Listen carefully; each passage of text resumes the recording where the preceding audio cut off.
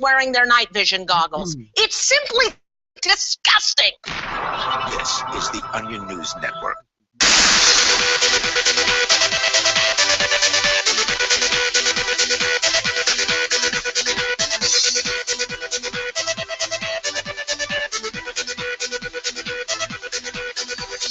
Welcome back, friends and lovers. This is Derrick J. bringing you Peace News Now live this Tuesday, May 6th, 2014.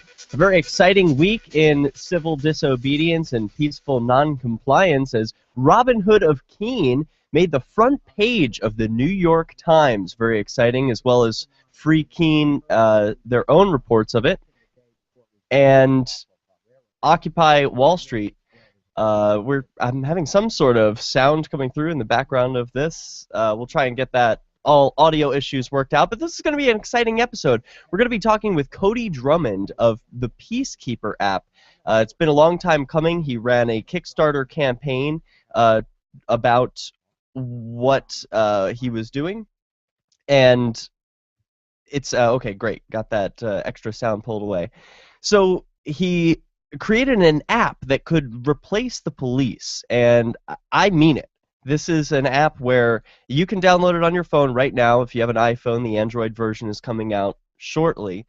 And for a fire or an abduction or a medical emergency or a break-in, you can have all of your friends and neighbors with the push of a button contacted about your emergency, and they're instantly put into a chat room. It's way cool. We're going to have a demo in the second hour, so we'll be able to see it happen live. I think it's very exciting, and I'm looking forward to talking with Cody.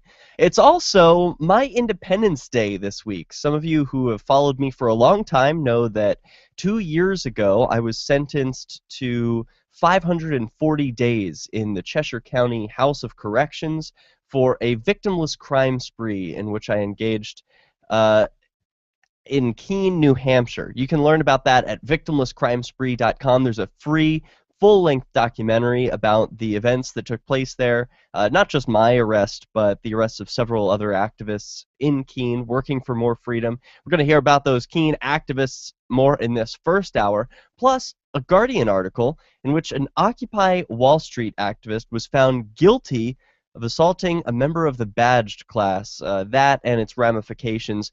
But first, I want to share with the people who are able to see video of the screen, and if you're looking to catch the video version of this program, maybe you're just listening along at lrn.fm, well, that's a great place to tune in. You certainly get high-quality audio, but you may also enjoy going to peacenewsnow.com/live. When you go there, you'll see a webcam chat room is built right into the page, so you can interact with other listeners, ask me questions. I'm signed into the chat room, and you get the added bonus of I get to share video articles with you on the screen. So that's what I'm doing right now, showing you the screen share of the front page of the print edition of Monday's New York Times, Cinco de Mayo. And what is it here?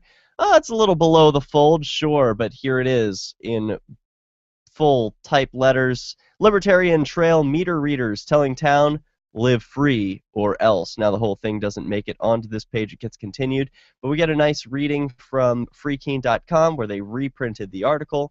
Very exciting. And now, thanks to that New York Times article, FreeKeene has been mentioned in the NYTimes as well as a few other major publications. Let's see what else they've got listed.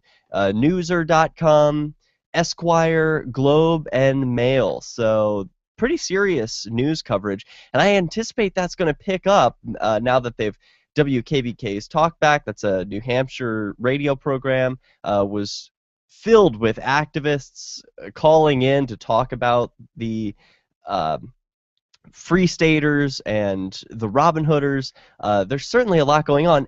Plus, it's not just Free Staters who have the live free or die mentality. There's a man who was just arrested at the Guilford School Board meeting for, get this, speaking for more than 2 minutes. can you believe this is happening in the Live Free or Die state? Well, it's so important. It's happening all over the country, and it's important that in New Hampshire, activists are willing to take out video cameras, report about it, produce a video. It takes time to put these things together and put them online, present them in a way that it's clear for the public to read, so we can see what's really going on. What interests are the government people serving? And it doesn't seem to be the interests of the people. So we'll have that video of this man's arrest all coming up in the first hour. But first, we want to hear about what's going on from the New York Times article of FreeKeene's Robin Hooding. Well, Ian Freeman reports, thanks to the columnist Dan Barry for taking an interest in the goings-on here in Keene, and thanks to the editors for making it a front-page story. His piece was published today. This is May 4th, that he's publishing this blog post in the New York Times, and focuses on Robin Hooding, the Free State Project, and the haters. Here's the story. Keene, New Hampshire. In most places, the parking enforcement officer reflects the municipal compact. Armed only with a gadget that can spit out a ticket at the forgotten drop of a dime, the officer quietly serves civic and commercial life by ensuring that meters are fed. In most places, yes, but not here in charming Keene, where parking officers figure in a philosophical tug of war between a small band of activists who live by the motto, Free Keene, and the great majority of residents who were unaware that their city was in bondage. Keene's two parking officers, both women, are often videotaped by young adults known as Robin Hooders. They track the whereabouts of the officers by two-way radio. They feed parking meters before a $5 ticket can be written, and they leave a business card saying, "We saved you from the King's Tariff." Welcome to Sherwood Forest, New Hampshire, where these acts of charity have led to some donations and gratitude, but also to sidewalk tensions, harassment allegations, and litigation.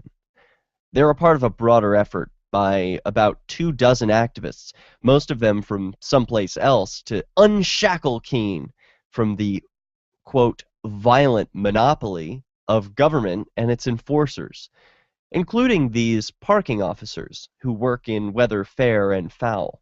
The mundane matter of parking has become so contentious that a third parking officer, an ex-soldier who served in Iraq, quit last year because he says he could no longer take the close-up videotaping and taunts that, quote, I had condoned the droning of brown babies.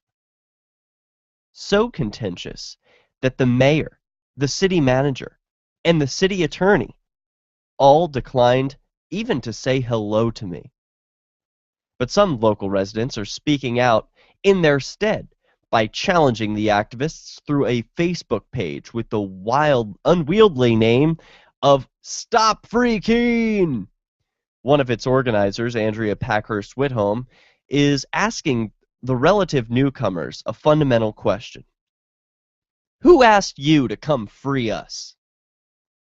The activists selected this New England's cute city of 24,000 for liberation, mostly because it lies within that flinty bastion of Yankee individualism known as New Hampshire, where live free or die is carved into the collective granite. Back in 2003, a libertarian-leaning group called the Free State Project decided that this small state could be a liberty lover's paradise if enough like-minded people settled there. The movement, by the way, tends to attract white males, according to Carla Derrick, the group's president, a white South African who's lived for many years in this country. I'm the token African-American, she joked. A dozen years in, the Free State Project is about 3/4 of the way toward achieving its goal of having 20,000 people commit to relocating to the state, after which it will trigger the move. The project has already influenced the statewide conversation at times, partly because of early movers like Ian Freeman, a Floridian who bought an old white duplex on Leverett Street several years ago and quickly set out to push local buttons. There have been marijuana gatherings in the central square, make-believe drinking of alcohol at city council meetings, leafleting outside public schools. We'll hear more when we come back with Peace News Now.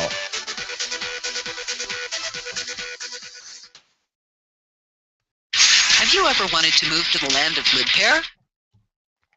Hey everyone, thanks so much for joining us for this very special episode. We look forward to having Cody with us, and in this segment where normally there are speeches to educate us all, commercials playing, I'm going to silence them and introduce you to a QR code for the show. This is where you can send donations if you like what you're watching. You can hold off on doing that until later on the show. You can also find this QR code extravaganza smorgasbord over at donate.peacenewsnow.com, and more will be coming up in just minutes. They have to take our guns or tell us what books we can read. 6 drug police were eaten by bears while raiding a marijuana farm. On your knees, you dirty hippie! On your knees! What's the problem, officer? Today, many cops who enforce pot laws do so only because it provides them with cushy jobs, good benefits, and a chance to push people around. I was an undercover narcotics officer. The drug war is nothing but a farce.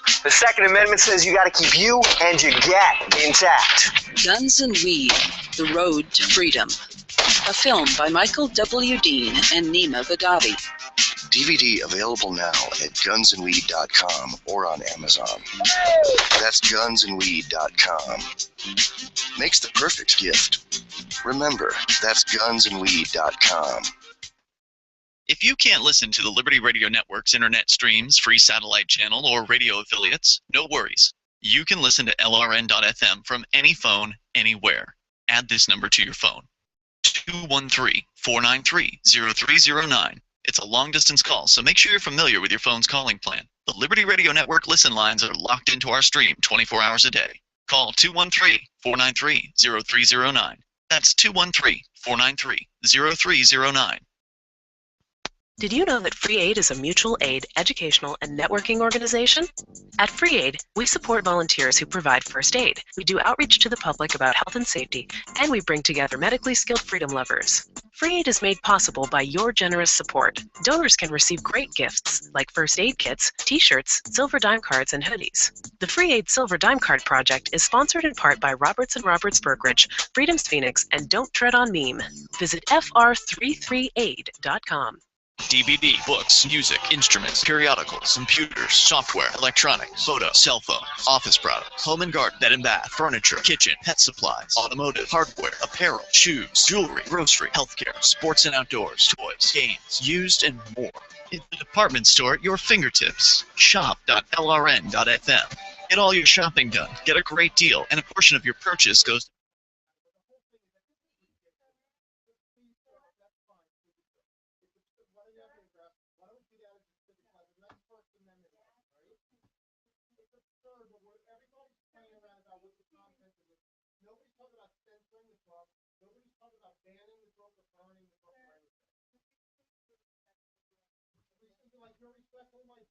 on people like me who got it.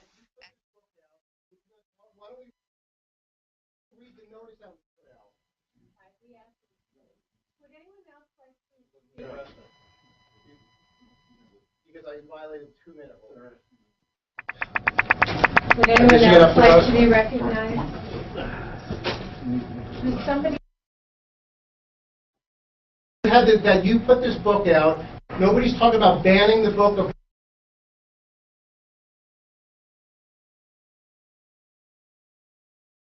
Add yourself to the Shire map at shiresociety.com. That's shiresociety.com. You can sign up to receive the latest about the Liberty Radio Network via our email updates at updates.lrn.fm. That's updates.lrn.fm.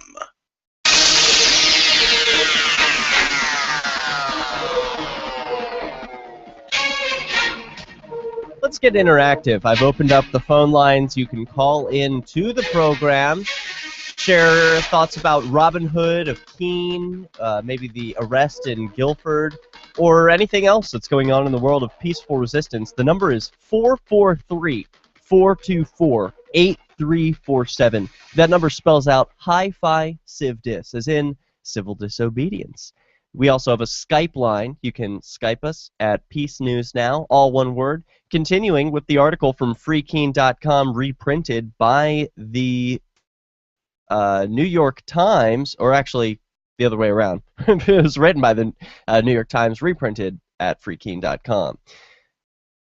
Where they're talking about Ian Freeman took a small dig at the FSP as being a mostly white organization for white males, but Carla Gericke took it well, president of the FSP. So they describe Ian as a Floridian who bought an old white duplex on Leverett Street several years ago and quickly set out to push local buttons. There have been marijuana gatherings in Central Square, make-believe drinking of alcohol at city council meetings, leafleting outside public schools, and many video-recorded encounters in which the activists are the earnest heroes of their own narratives, holding accountable the employees of a government they do not generally recognize. In one notorious instance, a grandmotherly crossing guard smacked at their camera with her stop sign placard. I wonder why, I have to stop here and say, I wonder why that came up at all in this man's investigation. I guess I shouldn't be surprised if he's going around town in Keene asking people, what do you know about Free Keene? That might be something they've heard. That's unfortunate because that person was me, and I heard a lot of people at the time when I released that video say, don't release this looks bad, it makes us look bad, whatever. And I was like, why? It's me, it's this person's actions, the crossing guard who hit me should be accountable. She's wearing a badge. It doesn't matter that she's an old woman. And people just don't care. It's not about the principle. It's about how it looks, and it's bad PR. So it was an interesting event, and it's interesting also that it made it to this New York Times report. It just shows what carrying a video camera and putting your videos on YouTube has an amazing impact. If you're encountering government officials and you're not video recording it, you're missing a great opportunity. The gangly returning to the story. The gangly Mr. Freeman, born Ian Bernard, drives an auctioned-off police car with Wisconsin plates, hasn't paid federal taxes for a decade, and donated his house to the recently established Shire Free Church, which is now seeking tax-exempt status. From his parsonage, he broadcasts his nationwide Free Talk Live radio show several nights a week. Mr. Freeman, 33, has been repeatedly arrested and once served 58 days in jail for disorderly conduct after standing in front of a police car to protest a woman's arrest because she had an open can of beer. He is guided, he says, by his voluntarist belief that all human interaction should be consensual, which might surprise the human parking officers who do not consent to being followed or videotaped. This shadowing of parking enforcement officers has received the most publicity so far. Videotapes show the officers being dogged by activists who sometimes goad with pleasantries like, "How do you live with yourself?"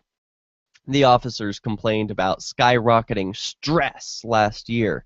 The situation became even more surreal, with Keene hiring a private investigator to follow and videotape the activists, following and videotaping the parking enforcers. Then, the city filed a legal complaint against several activists, including Mr. Freeman, accusing them of harassment and seeking a buffer zone between activists and parking officer. Quote, "They would try and make comments to bait me about my faith, about my military status," Alan Givitz, the ex-soldier, recalled recently. He said that he had tried being nice, then oblivious, then angry, but to no avail. Finally, Mr. Givitz, who served 22 months in Iraq as a military police officer, quit his job handing out parking tickets. "I couldn't take it anymore," he said. "I didn't see an end in sight." Mr. Freeman denied that he and his colleagues have harassed anyone, but he noted that enduring verbal and mental abuse is part of the officer's job description. If it's too stressful, he said, maybe it's not the right job for you. James Cleveland, an accountant who helped popularize Robin Hooding in Keene, sounded like a dental surgeon when he said that his videotape, when he sounded like a dental surgeon when he said that as he videotapes the officers, quote, "I try to make it as comfortable as I can. Still," he said, "my ultimate mission is to prevent the state from getting involved in other people's lives." Isn't that powerful? What a wonderful statement by James Cleveland. My ultimate mission is to prevent the state from getting involved in other people's lives. What a hero. Well done, James. But there are reasons the state uses parking meters, tickets, and even tow trucks, according to Gary Lamoureux, Keene's project manager for parking and the only city official to comment. Quote, "It's to have turnover for the business owners in the downtown area," he said. In other words, to support the marketplace.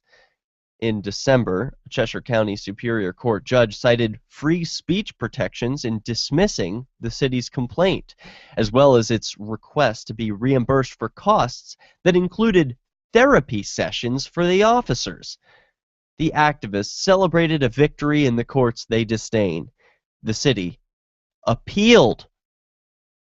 Mr. Freeman said that in some of the larger Free State project, Mr. Freeman said that some in the larger Free State project disapprove of his tactics, believing that they might alienate New Hampshire residents before the group has made clear its purpose.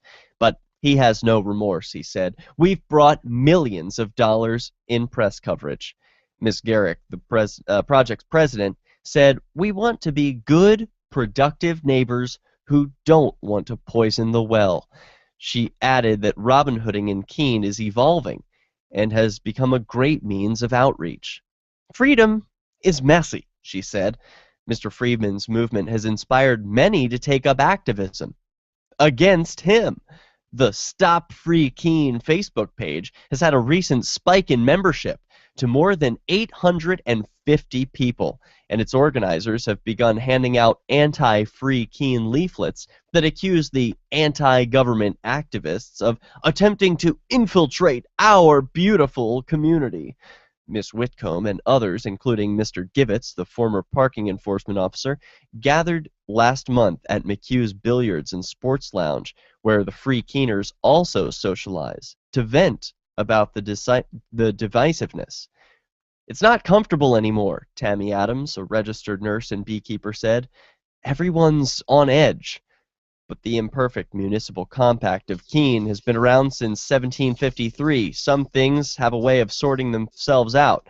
Recently, Mr. Freeman publicly demoted a Robin Hooder for being a bit too belligerent. A local man is facing charges that he chased and threatened a couple of Robin Hooders, and city officials are exploring a plan to raise the cost of parking in the Shire to 50 cents an hour. Peace News Now will return with more coverage and raw video of a man being arrested at a school board meeting. I've been told no in many different ways. I give you an order and you're going to obey it. George, you can go this way. You can do that and you have to leave here. You cannot bring signs into the rally. Walk with me. Well, I'm comfortable here, actually. Whoa. Hey, Who do you think you are? Excuse me. There is no video or audio allowed in this office. No, I have work today. You ain't gonna make it. Wait a minute. Whoa. Hey! Oh my God! Unbelievable! Because you're scared of me. What am I being detained for? You're being served. What is this? You're being served. What is this? Bureaucrats have a funny way of telling people no. That's the sound of the men working on the chain. Derrick J's Victimless Crime Spree.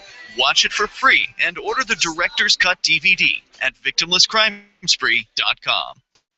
On LRN.FM, we talk a lot about alternative currencies. Did you know that now you can buy gold, silver, and other precious metals with Bitcoins? LRN.FM has partnered with Amaji Metals to bring you great prices on beautiful .999 fine silver, as well as gold, platinum, and other metals. Check out their selection and pay with Bitcoins or Federal Reserve notes at metal.lrn.fm. That's okay?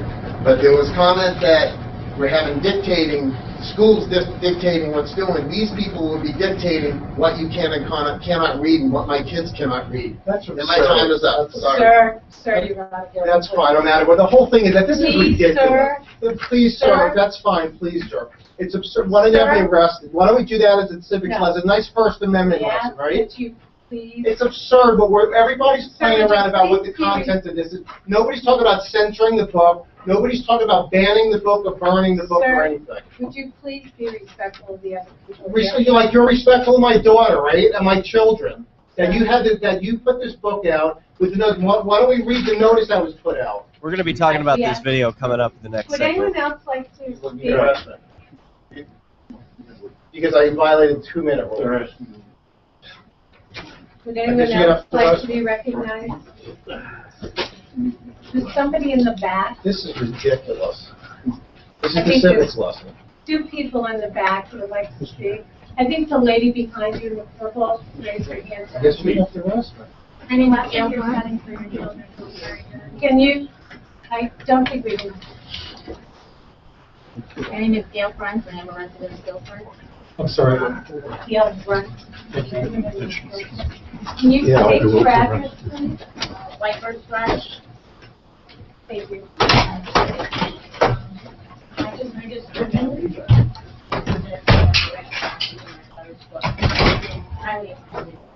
So with that, I'm going to...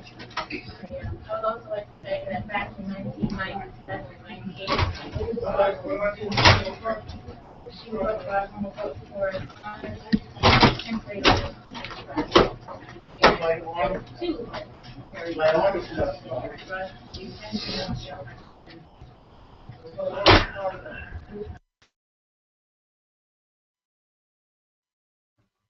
Calculator app. This simple piece of technology lets you know instantly, whether using iPhone or Android, just how much your silver coin is worth. Find out all the details at don'ttreadonmeme.com. Now accepting Bitcoin. Don't Tread on Meme, your path to a voluntary society with honest money. Don'ttreadonmeme.com, serving you faster than the Fed prints money. What's up next? Visit the Liberty Radio Network program guide to find out at shows.lrn.fm. That's shows.lrn.fm.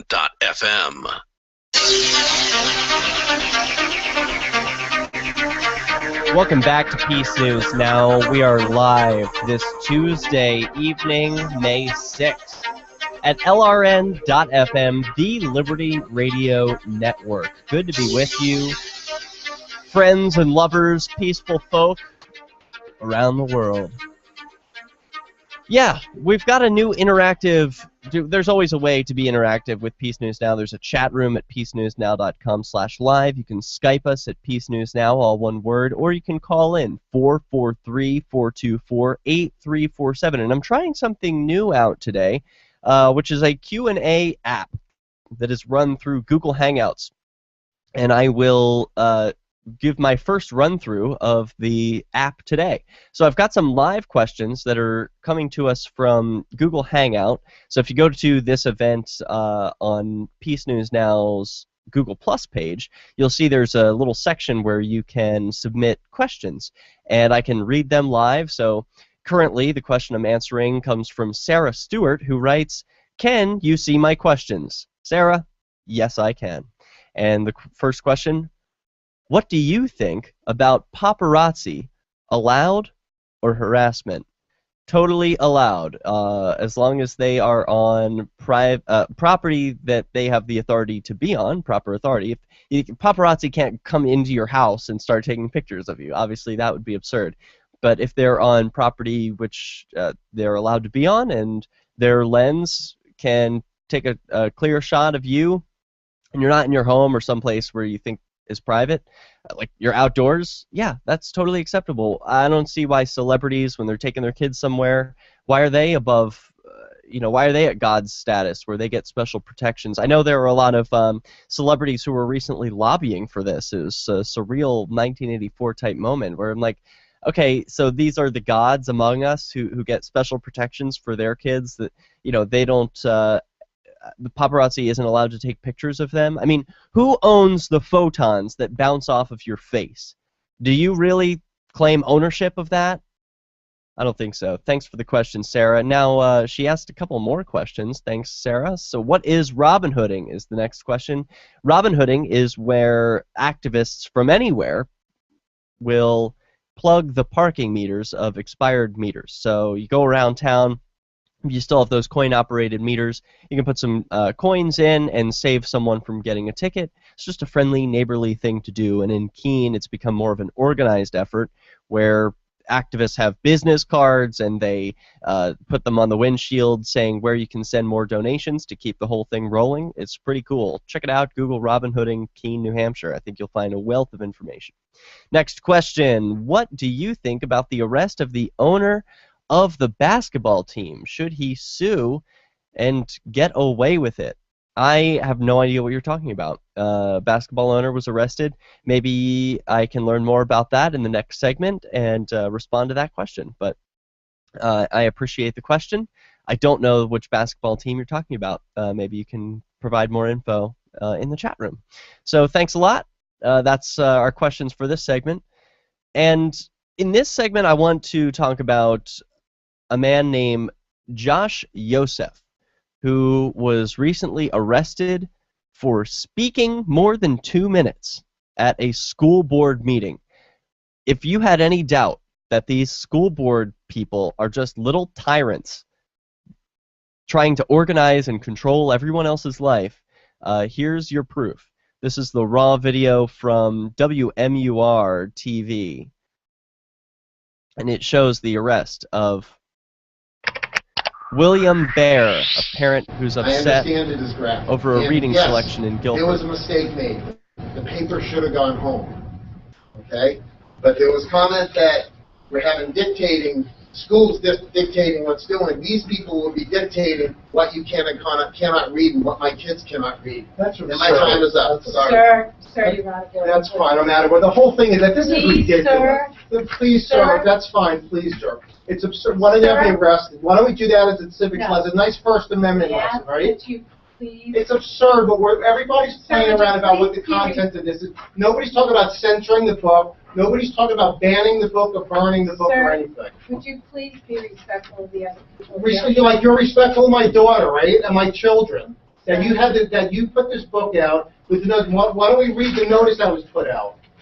We asked you. Would anyone else like to speak? Because I violated 2-minute rule. Would anyone else like to be recognized? There's somebody in the back. This is ridiculous. This is the civics lesson.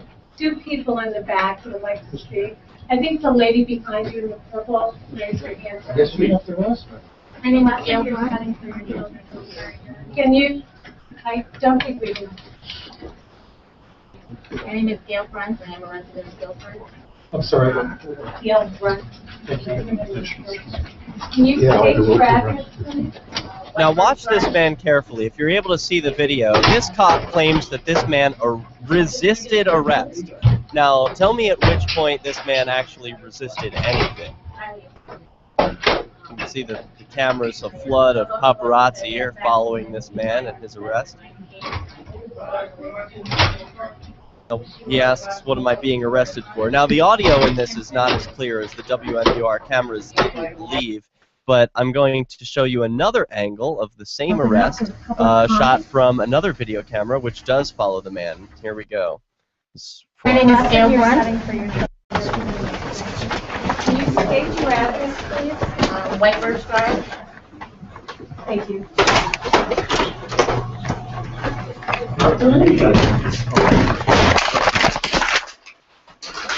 Oh my God, this audio is terrible. Please, people, handle your cameras.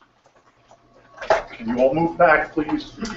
Just move What are you charging me with? What are you trying to arrest for disorderly conduct? Disorderly conduct. You broke the 2-minute rule? My arm is messed up. My arm is messed up. So that might be disorderly it. Conduct. That might be where they said he resisted arrest, where he didn't give him his arm.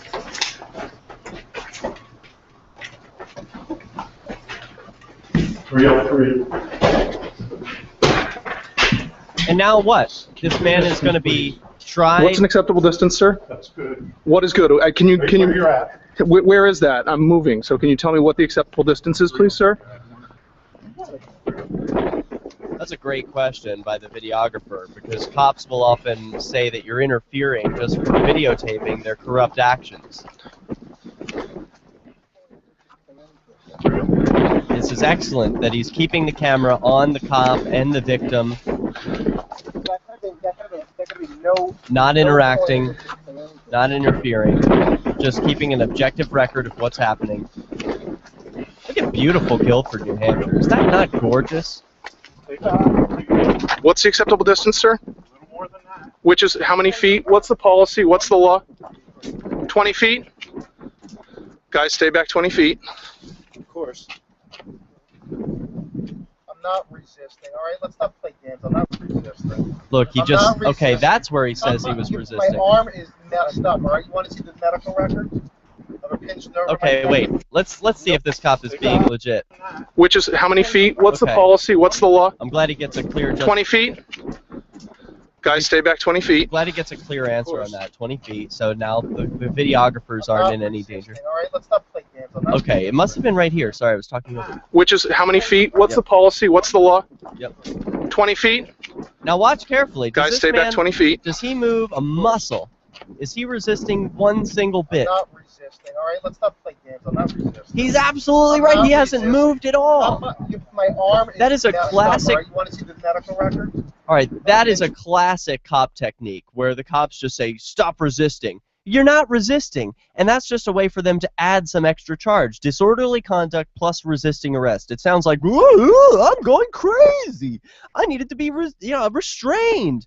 No, this guy is a calm man wearing a suit. He's speaking in a calm inside voice, and he just wanted to address the fact that he thinks that this book is not appropriate for his daughter. Not to mention the fact that he's coerced to pay for this institution. He's coerced to pay for his aggressors. This is a messed up situation, and I'm so glad that there are activists in New Hampshire revealing the truth about the gun in the room in these situations. It needs to happen so that people see we're not poisoning the well, we're freeing this place. The truth will come out. Peace News Now will return. If there was a place that liberty-minded people had been elected to political positions and were rolling back government, would you move there? If freedom lovers had secured a 20% voting bloc and can veto most bad bills, would you move? Well, the time has come to sign the pledge at freestateproject.org. These things have happened in New Hampshire, and you can join us and help. freestateproject.org. Sign up now at freestateproject.org. Free Talk Live. I spent 8.5 years of my life in prison, and I blame it squarely on the shoulders of Christianity and the stories that I was told. If my parents, if the people at the Christian school, if the people at church would have just explained morality to me as opposed to explaining heaven and hell as a reason for doing what was right and what was wrong, I think I would have understood. It's relatively easy. If you do the moral thing in life, your life is going to be better. You're going to sleep better at night. You're going to probably be much more prosperous. Right, They and say all crime those doesn't things, pay. They and all say it those for a things reason. Happen right here in this world. We don't have to wait for an afterlife to experience the consequences of our actions, whether good or bad. If I would have just been given the gift of morality instead of the gift of some silly, crazy story, I would never have gone to prison. Free Talk Live, 7 nights a week from 7 to 10 Eastern, live on the Liberty Radio Network at LRN.FM. Here's a chance to do a little activism while you're cruising Facebook, Twitter, or Google+. Between the LOL cats, the recipes, the hot girls, and the inspirational sunrise memes, Free Talk Live's post pass by your newsfeed. Like them, comment. It gives us more exposure. If you don't see our posts, click like at facebook.freetalklive.com and then hover over it to click Get Notifications. It's an easy way to spread the ideas of liberty a bit further. I know you're busy, but you can spare that 1/10 of a calorie it takes to click on something. facebook.freetalklive.com. This Your Family Today tip is brought to you by Stouffer's, helping bring your family together with wholesome dinner options, even on the busiest of nights. Find dinner table ideas to bring your family together at letsfixdinner.com. To get kids involved in dinner time conversation, ask specific questions, not broad ones. Instead of what happened today at school, try what was the best thing that happened today. The more specific you are, the more they'll have to say. For more tips like these, visit us at parenthood.com/yourfamilytoday. Now that you've found the Liberty Radio Network at LRN.FM, you may want to help expose others to our great programs. To assist you in doing so, you'll find resources at promote.lrn.fm, including details on how to get a free bumper sticker, quarter-page flyers you can print out and distribute, banners for your website, as well as files that will allow you to make your own custom banners and graphics. Visit promote.lrn.fm and help bring new listeners to the Liberty Radio Network. That's promote.lrn.fm. May I have your attention, please? If you are trying to lose weight, we need your help. We're AF Plus, and we have too much product and too few participants on our nationwide risk-free trial. If you need to lose 30 pounds or more and would like to participate, call now. 1-800-967-9495. AF Plus is an amazing, proven breakthrough in weight loss. A once-daily capsule that can help you lose weight in days. It's also one of the healthiest ways to lose weight because each capsule contains natural ingredients, including green tea extract. You'll boost your metabolic heart rate, allowing you to shed pounds in days with just one capsule a day. Be among the first to call for your risk-free trial. Again, we have too many risk-free trials and too few participants. If you would like to lose 30 pounds or more by taking just one all-natural capsule a day, call now to participate in this nationwide risk-free trial. 1-800-967-9495. That number again is 1-800-967-9495. If you enjoy LRN.FM, please contribute to your favorite shows via their websites and become an amplifier at amp.lrn.fm. That's amp.lrn.fm.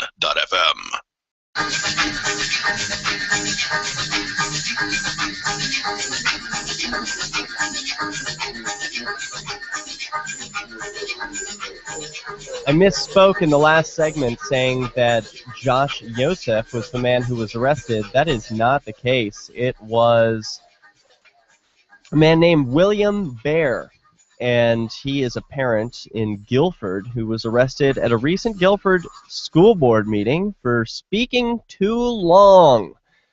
Yes, it is indeed a civics lesson in the First Amendment, as he put it. The video came from Josh Yosef. Excuse me, I apologize for that, but hopefully that is now corrected.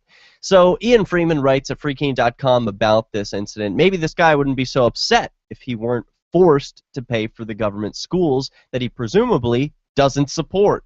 If we didn't have a coercive, one-size-fits-all education system, every parent and child could get the education they value through the free market. So he links to a full video of the arrest from Josh Yosef, who followed the cop out, unlike WMUR. Yeah, I thought that was pretty weak. WMUR, did you really think it was more interesting what was happening at a school board meeting than a parent being arrested for speaking too long? I mean, that's really cowardly on behalf of your camera crew, or lazy. But this is why the alternative media is winning over the mainstream media. You're not willing to take the risks, you're not willing to get the exclusive video, and you're not telling the right story. I mean, yawn, a school board meeting, no one's interested in that.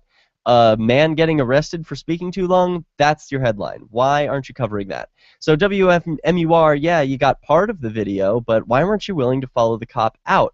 It was thanks to Josh Yosef for capturing that extra little tidbit where the cop tries to throw an resisting charge on top of the disorderly conduct charge. Here's Yosef's description of the event. Quote, William Bear was arrested at the Guilford School Board meeting on May 5th, 2014 for violating the 2-minute speaking rule imposed by board chairman Sue Allen. Allen restricted each speaker to a strict 2 minutes. Statement format, no questions or answers, and only one speaking opportunity per person. When William Bear violated this rule, Allen declared him out of order and had him arrested and removed. Bear was voicing his disgust with the Guilford High School's required reading of what he considered an age-inappropriate book for his 14-year-old daughter, 19 Minutes by Jodi Picoult. The book depicts textually pornographic details of an encounter between two minors. Many have characterized the scene depicted on page 313 as a rape scene because the girl rescinded consent. Consent is the name of the game in this world. We want a voluntary society. Consent is the basis of a voluntary society. If you don't consent to what's going on, then it's coercion. You're being a slave. So it's exciting to see that the gun in the room becomes more and more obvious as good people are willing to disobey bad laws. Like that 2-minute rule where these tyrants at the school board, why would anyone trust their children's education to people who are willing to use violence against other adults for speaking out of turn? Why you would trust children with these individuals is beyond me. But look at what they're willing to do.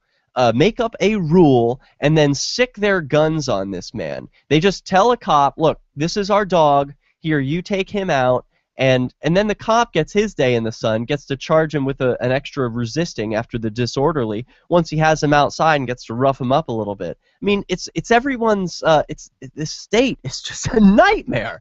So, all right, we've got enough on that topic. If you've got calls or questions, you can call in. But real quick, before we get to Cody's segment, I wanted to get to this very important story reported by The Guardian, of all people. I'm sure it was retweeted or maybe syndicated by some other American outlets, but it's just a travesty for the American mainstream media that this needs to be reported by British media. Headline: Occupy Wall Street activist found guilty of assaulting a police officer. Yes, that's right. You're reading about an Occupy Wall Street activist being found guilty of assaulting a police officer like 3 years after Occupy Wall Street happened, mysteriously, and in a British newspaper. It couldn't be like more hidden. But Cecily McMillan faces up to 7 years in prison. Occupy protesters shouted shame as she was led out of the courtroom. Presumably not to shame her, but her captors.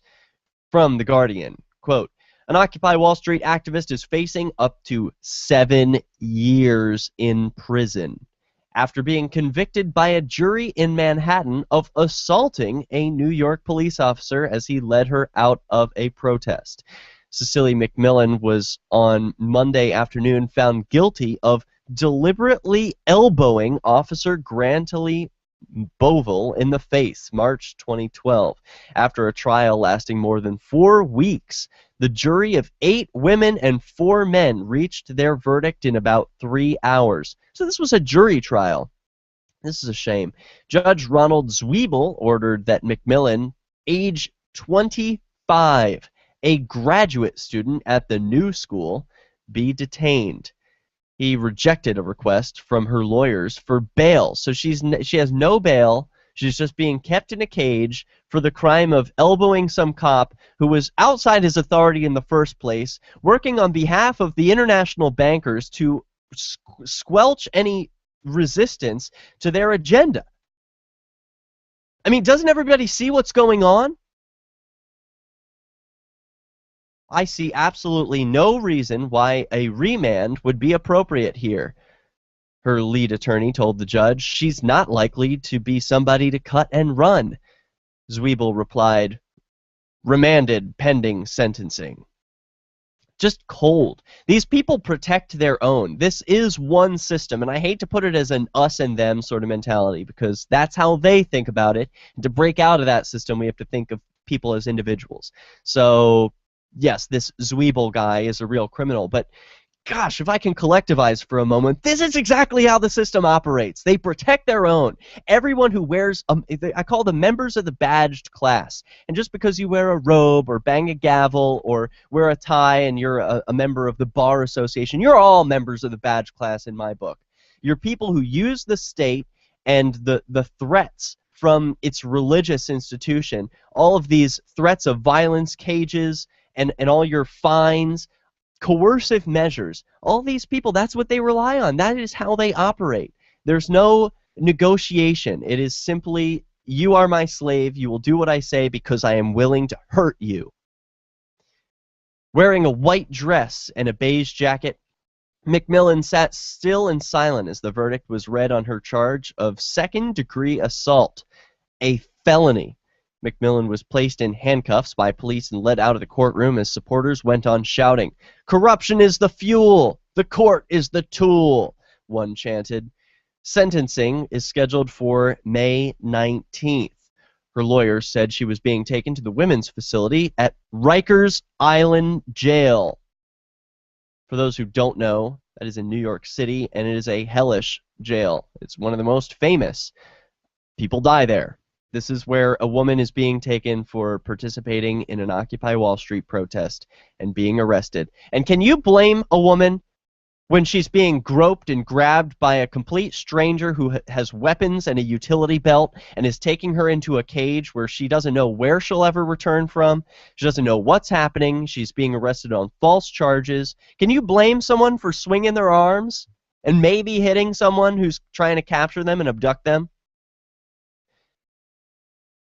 Claiming that Zwiebel made numerous errors during the trial, Stoller said, quote, "There will be subject of an appeal. We have optimistic thoughts about what an appeal might do, such as set it back for a new trial." McMillan was found guilty of intentionally assaulting Bovell in order to prevent him from performing his lawful duty. Yes, his lawful duty, regardless of whether or not it's moral, regardless of whether or not it's right or wrong. Was the jury informed about what's really going on here? Was the jury told, like so many other trials, that they aren't able to hear all the evidence? Do you remember back in the days of Vernon Hershberger, when he was on trial, the words liberty were banned from the courtroom. The words raw milk were banned from use in the courtroom. And by the end of the courtroom, so many words had been banned and so many people had been bounced for wearing shirts that were suggestive of milk that the jury had no idea what we were even talking about. They had to say the product.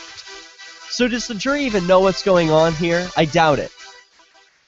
Prosecutors accused McMillan of attacking Bovell, who's 35, by the way. She's 25, and he's huge. Well, we're not going to be able to finish this story. Coming up next, we're going to be talking with Cody Drummond. He's the creator of an exciting app called Peacekeeper. If you have an iPhone, go download it in the iPhone store now.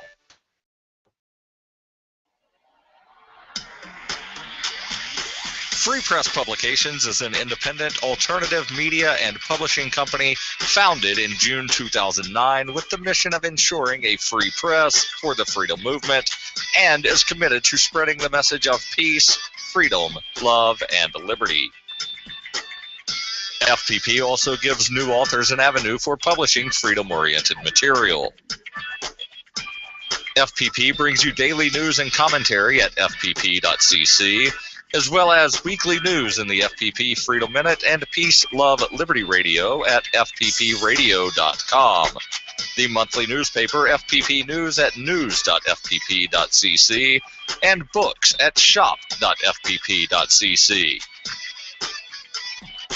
Find FPP online at fpp.cc. That's fpp.cc, as in Creative Commons. Instead of just listening, you can also watch. See the Liberty Radio Network's Keene, New Hampshire-based live shows via our studio cam at cam.lrn.fm. Plus, you'll still be able to listen to the Liberty Radio Network via the cam feed in high quality 24/7, even when there's no live show being produced in our Keene studio. But wait, there's more. Our chat room is built into the cam page so you can interact with other listeners online. Listen, watch, and chat, all free at cam.lrn.fm. That's cam.lrn.fm.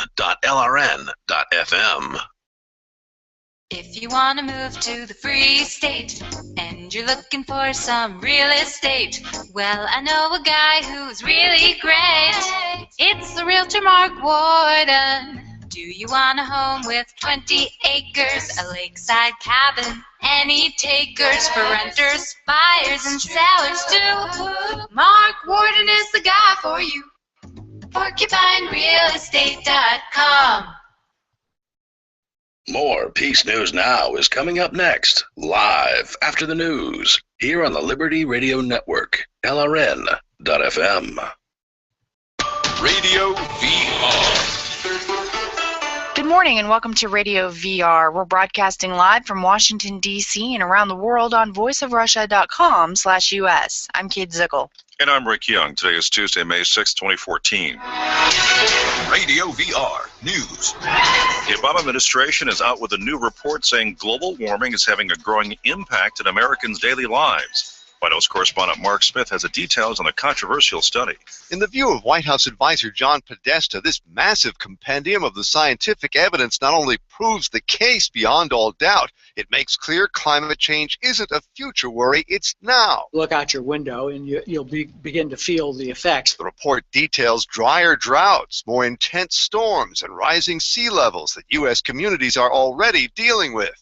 But its charts and graphs also bear some modest good news. Slowing consumption and rising use of cleaner energy mean America is contributing less to the global problem. Mark Smith at the White House. Several states are holding midterm primary elections today. Correspondent Jerry Bodlander reports on the start of the 2014 campaign season. The Senate primary in North Carolina is the first of several that pit the GOP establishment against the Tea Party. Tom Tillis, who was endorsed by Mitt Romney, has the establishment backing. Tea Party favorite Senator Rand Paul is backing Greg Brannon. There are 6 others in the field, and Tillis hopes to get 40% of the vote so he can avoid a runoff and turn his focus to incumbent Democrat Kay Hagan. There are also primaries in Ohio. You there? Hey, Cody, what's going on? Hey, how's it going? Are we on?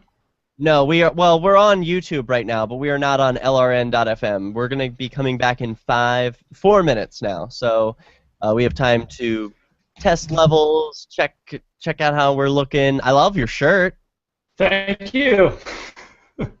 Very cool. Yeah. Oh, look, it's even got one on the side.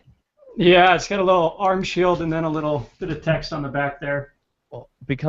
Oh wait, now when I'm talking it shows me. Become a force for good in your neighborhood. Oh, I like it. Now you're a member of the badge class. Right. Badge. Well, yeah, I will definitely be sending you a shirt as soon as the shipment comes in. Oh, I can't wait to wear it. I'll wear it on the show. Awesome. Yeah, Peacekeeper is pretty cool, man. I got to play around with it. I've got my iPhone over here. I use an Android, but I was able to borrow an iPhone for tonight, just in case we get to play around and use it. Can I add you? Should I add you as a contact or? Actually, I use an Android as well. My wife is the one that has the iPhone. Ah, that's funny. Well, we're gonna be able to connect when we have the Android version, which is coming out this month, isn't it? End of May. End of May. Okay, well that's this. Which is the end of this month. That's right. Well, I'm losing track. So yeah, I want to talk about the app for the first 2 segments, and then I want to talk about you for the next 2 segments after that. Is that cool with you? That's fine. Talk about you, philosophy, your company, how it all came to be, but let's stick to the app stuff, like features, what it does. I've got a demo here, so I'll pull it up now. I got it loaded on a couple of phones, and I tried out the features like, oh, we have a fire, oh, we have a medical emergency, and Yeah, I do have my iPad here, but I don't have Wi-Fi. My Wi-Fi, I usually have Wi-Fi, but it's not working. So I don't know how much I can do on it without, the Wi-Fi. But right. Yeah, there you go. At least you can show what it looks like. I think it's important to be able to show the viewers here, and I'll try and get not too much glare. But yeah, it's really sharp looking app. Yeah, you really can't see it well in the studio, but right. It works great. So, all right, we're coming back in 2 minutes. Do you have a drink of water and everything that you need? I do. Our first break is going to be at 11:16. Are you on East Coast time? No, West Coast. West Coast. Okay, well then I'll just give you the minutes. It'll be at 16. And then we'll be coming back in at 20. I don't know if you need to know any of this, but it helps. You'll probably hear the music. You hear these ads right now, right? Washington, I'm Kate Zickel. And I'm Rick Young. Yeah, then you'll hear the music when it comes on. Okay. All right. Well, I'm going to put our advertisement screen back on so that people can donate to the show if they like what they're watching. Awesome. And then we'll get started in a minute. This is the voice of Russia. Several weeks after the car accident that resulted in the death of his longtime friend Matthew Abrams, local man Keith Bisbee told Onion reporters today that he isn't sure how much longer he should continue using the photo of his deceased friend as his profile picture on Facebook. People can't really expect me to keep this up forever, right? Bisbee told reporters he felt like he had done more than his part to preserve the young man's memory. Bisbee added, however, that he had no idea when to go about changing his profile picture. I'm pretty sure nobody would judge me if I went ahead and changed the photo right now. Matt wouldn't expect me to still have a picture of him up. I mean, I wouldn't expect that of him. You know, I should just do it. Maybe I can go online later tonight when nobody's on. But his girlfriend gets home late from work. I don't really want to seem disrespectful. Maybe I could do it tomorrow morning, or... At this time, Bisbee has reluctantly changed his profile picture to an image of a gay rights equal sign and is, quote, just waiting to see what happens next. This is the Onion News Network.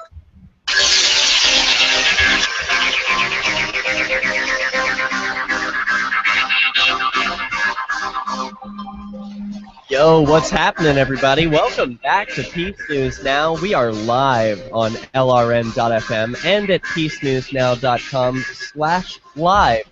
In this hour, we'll be talking with Cody Drummond. He is one of the creators of the Peacekeeper App, making it possible to replace police. At least that's my view. We'll see what he thinks. The Peacekeeper App can be found at peacekeeper.org. Or if you have an iPhone, in the App Store right now. You can download it, play with it. I've done that. I've got it in hand, so you can check it out. It looks like this. Once you've got it, you can push buttons to let your friends know about an intruder, medical emergency, a fire, an abduction, lots of other features. We'll get into all of that as we speak with the creator himself. Cody Drummond, thanks so much for being with us. Thank you very much for having me on, Derrick. By the way, I love your music. Oh, thanks. Yeah, we try and keep it club themed here. So very nice. Yeah, you know, got to dance around a little bit, keep it exciting. Right. So, I'm at your website, peacekeeper.org. I'm looking at the screenshots here of the app. It's beautiful. It's now fully released for the iPhone. Tell us a little bit about it. What is the app? How do we use it? Yeah, so the app, it's pretty simple. It pretty much allows you to establish a network of emergency responders before an emergency happens. And you can get on there, you can add people to your groups, and you can add people to your alliance network, and if something happens emergency related, it only takes a few buttons you have to hit to get a detailed alert out to everybody. Now, I have a feeling this is all going to be common terminology in a year or two, but tell us about what are groups and what is your alliance? What does that mean? Right, so the app, we kind of built it to allow for two different functions. One function is the group, the other one's the alliance. The idea of the group is that the people closest to you are the most superior means of protection, potentially, because they can get there in time. I think the average police response time is like 12 minutes, and that's way too late if there's a break-in or an assault. They're not going to show up in time, but your neighbors are right next door. They might actually get there to help you out. So the group function allows you to establish a pretty tight-knit network in your community of people nearby so that when an emergency happens, you can get the alert out and you'll get responders quickly. So this is something, for example, in Keene, I would want a cop block group so that, everyone who, whenever someone's pulled over or they have an emergency with their car somewhere in Keene, people can arrive with video cameras. Now, I realize that's not the intended purpose of the app, but this is one potential use for it. Isn't that true? Currently, the app only pretty much pulls responders to your residence, to your home. It's built for neighborhoods as of now.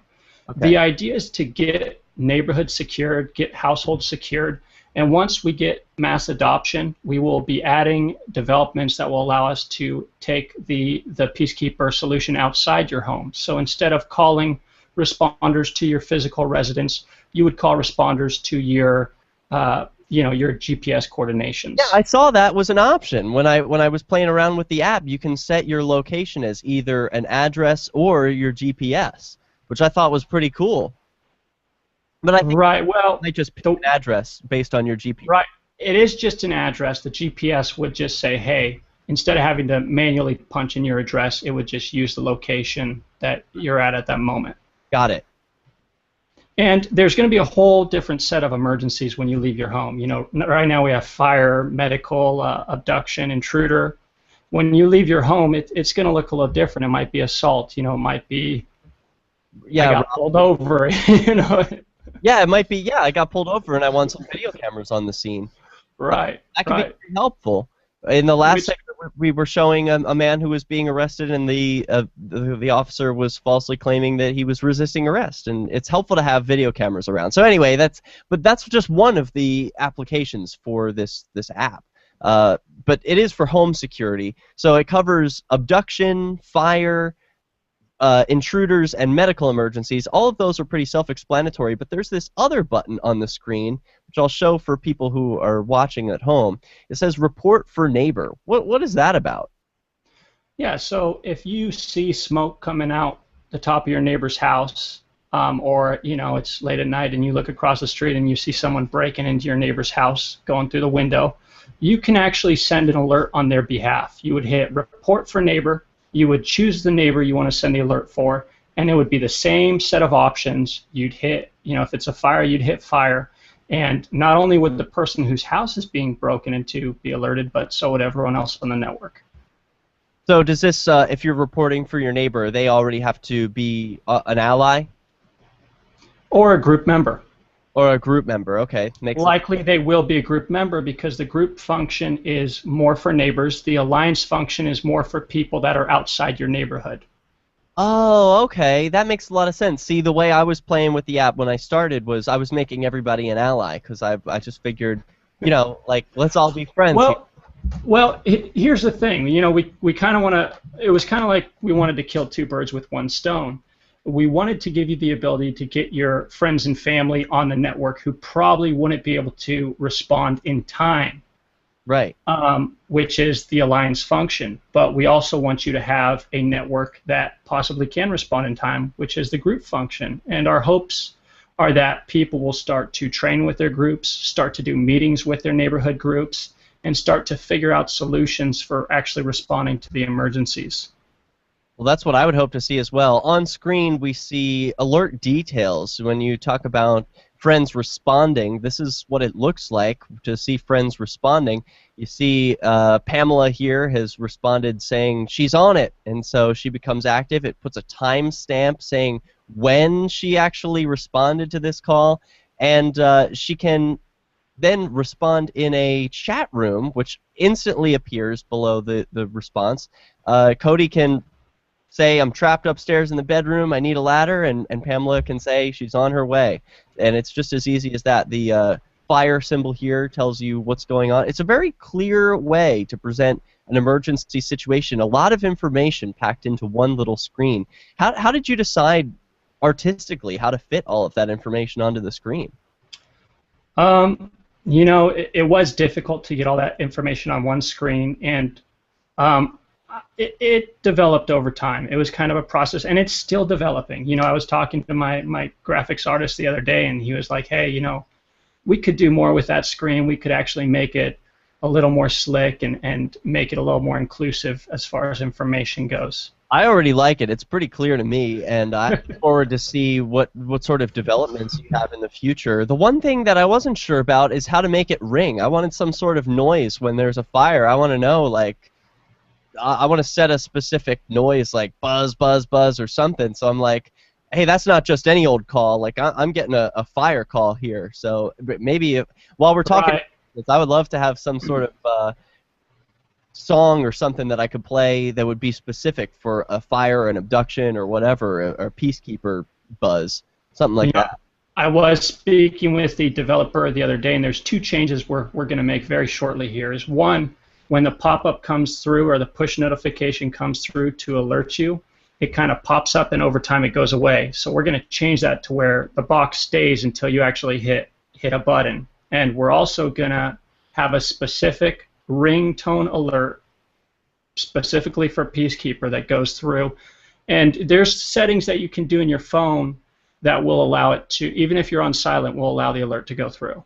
That's perfect. Well, I think that you've already thought of what I was hoping for, and I look forward to seeing the development. You say the iPhone app is currently available in the iPhone App Store. The Android version will be out later this month in May. So look forward to that. I have an Android phone myself, so I'll be looking forward to installing it.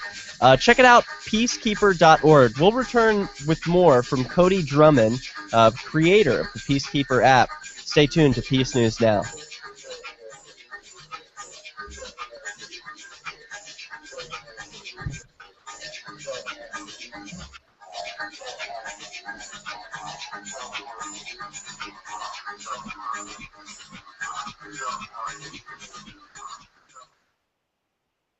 Are you tired of governments murdering people around the world? Stop using their money. There is an alternative. Bitcoin is a stateless, free market, non-political currency. Bitcoin cannot be inflated or controlled by any government. By using their money, you are helping the state. Yeah, and you don't want to help the state. You want to help Peace News Now. Thanks for watching, everyone. You know, this show is sponsored entirely by viewers like you. We only take donations in cryptocurrencies and have since our inception in 2012, and it's been working pretty well for us. It's because we like to bring the value to the listeners. We're not just about bringing commercials and services, products to people, and just bringing commercials to listeners. It's really about engaging, having a conversation about how to build a voluntary society. And if you want to embark on that journey with me, you can do so by donating at donate.peacenewsnow.com or by scanning any of the QR codes that you see on your screen now. Every donation helps. Thanks. That's really the reason why I amp, is because I know that if it wasn't for you guys being on as many stations as you are, I never would have found the ideas of liberty. Your AMP will directly change more lives by getting Free Talk Live in front of people looking for talk radio online and on the air. Find out about giving to our Google AdWords campaign at amp.freetalklive.com. That's amp.freetalklive.com. The three most important things you can do for LRN.FM are: 1. Let your friends know you're listening to LRN.FM on your social networking profile. 2. Buy the things you buy online through shop.lrn.fm. 3. Give $5 a month to the AMP program at amp.lrn.fm. You likely buy all kinds of things online. Amazon is the largest online retailer. You can get what you need at the same great prices, and LRN gets a cut. Please do your online shopping at shop.lrn.fm. Liberty activists around the country are starting to realize politics alone won't set us free.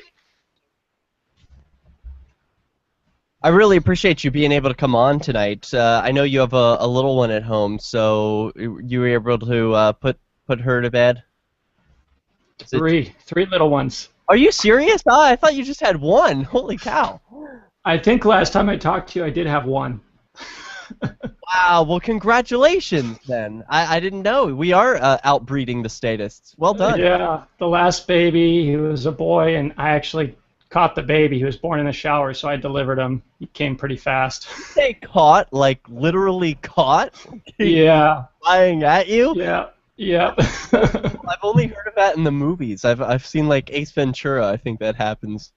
Right. A joke scene, but that really happened to you. That's amazing. In a shower, you said? Yeah, well, we do all home births, so that is... we have the babies at home, and this baby came very fast, and the midwife didn't make it in time. Oh my gosh! Wow, I have so much to learn about that whole world of childbirth and midwives, and I don't know, doulas and all of that. Right. I don't know what all that is, but I'll get it figured out. That sounds pretty cool. Well, we're coming back in 30 seconds, so hang tight. Awesome. Double standards or the standards we expect them to live up to. This can be done while on foot, during a vehicle stop, while submitting an open records request, etc. 2. Upload your video to your YouTube channel. 3. Fill out the form at copblock.org/pivothead by the deadline of midnight Eastern Standard Time, May 23rd, 2014. 4. The The winner, chosen by contest sponsors, will be notified by email, and the Pivot Head sunglasses will be shipped once a mailing address is received. Gobblelog.org/PivotHead. You can watch the LRN Studio Cam and chat with other listeners anytime at cam.lrn.fm. That's cam.lrn.fm.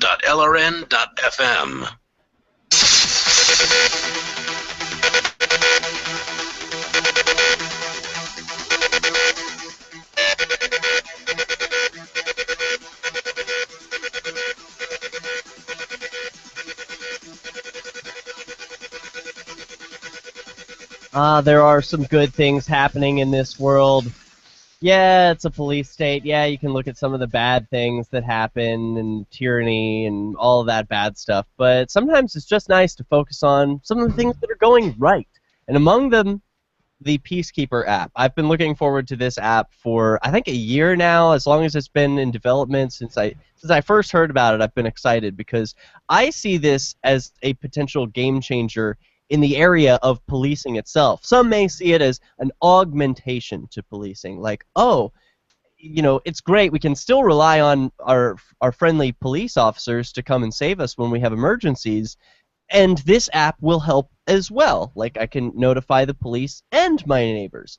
I would prefer to replace the police officers with my neighbors, because I have no interest in telling the police to come to my house ever, or maybe the fire department. If they're, you know, if I have a fire, I don't see any other solution for that. But what were your thoughts with adding fire to the list of apps? Like, how will neighbors help in a fire situation? Well, currently you could definitely, you know, if you send out a fire alert, just being able to get the details out on the phone can be beneficial when the fire department does show up. So if a neighbor's outside and is able to relay that to the fire department, neighbors can call the fire department if they want to. If the neighbors have fire extinguishers, they can come over and help with the fire. And, you know, if you're stuck upstairs, usually a neighbor has a ladder. Yeah, so, you said that was one of the examples you actually use in the website. You've got a screenshot. You say trapped in upstairs bedroom, need a ladder. That's something that if you weren't able to reach a phone, if you were trapped in a room where you weren't able to call 911 or something, but you were able to, or maybe if you're able to use this app, then you're able to call 911. But you might want to use this app first to get the details out to as many people as possible. They can always make the 911 call if they can. Is that the idea? yeah, and here's how I see the fire solution developing, because, you know, I think that there's a lot of unnecessary overhead that comes along with fire departments. And, you know, it doesn't make sense to me that we have fire hydrants on almost every single street, but we don't have a hose to tap onto that hydrant. And I don't think it's that big of a deal to hook a fire hydrant or a hose up to a hydrant. I've done it myself. It's not hard to do. Pretty much anyone can do it if they just learn how to do it. So I foresee in the future people having hydrants or hoses very close to their homes or their hydrants, so that when there's a fire, people can go out, hook up the hose, and spray out their own fire. That seems like a no-brainer. I can't believe I never even thought of that. Yeah, you can hook. I've seen people do it in the hood. They just break open the fire hydrant and then play like it's a sprinkler. So I mean, maybe you have a centralized lock block or lock box with a combo lock, and there's a fire hose in there, and you pull the thing out and hook up. Why not? You know, doing a small combination lock, it may seem impossible during an emergency, but when you're waiting 8-10 minutes for police or emergency medical services to arrive or the fire department, that couple of seconds to reach into a padlock sure is worth it. I mean, this is an app for emergencies, so every second absolutely counts. One of the things that I was surprised about when I used this app is that when I tap, oh, I have an emergency, like a medical emergency, I'll show you what comes up on the screen, because I was surprised. The first thing is, here, let's say I've got a medical emergency. I'll tap the medical button, and it says, please type your name initials. Tell me about this. So the idea behind having some kind of a code for confirmation was we were worried about little kids getting a hold of the app and sending out a false alert. Now, the ultimate idea is to make that optional, to where you can shut that off if you don't have kids or if you don't think your phone app is going to get in the hands of someone else. But actually, I was actually talking to the developer the other day about this, and we do think the best solution for that is the thumbprint technology, where you just put your thumb on the phone and it gets the alert out. That's a lot simpler than typing stuff.